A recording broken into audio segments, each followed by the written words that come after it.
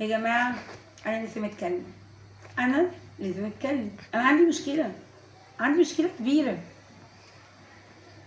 احنا في وسط الريفيجن بتاعتنا النهاردة عشان الإكزام بكرة، والطالبة محترمة تانية ثانوي انا الطالبه المحترمه حبيبتي وقفتنا، يعني عطلت الدنيا كلها عشان تقول لنا حاجة مهمة جدا. أنا لازم أشارككم الحاجات المهمة بتاعتها.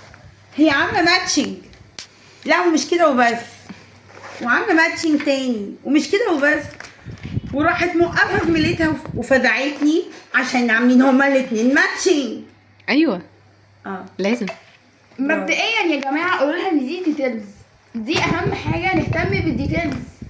هتلاقيها عند فين، عند حد فين دي ولو ما عملناش ماتشنج في المقالم هنعمل ماتشنج فين يعني؟ ديتيلز هروح امتحن فيها بكره. ما تنكريش سبايدر مان تحفه.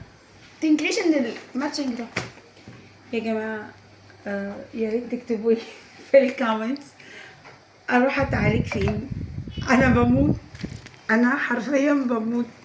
بليز يعني كله يكتب لي. فين الكافيه. باي باي.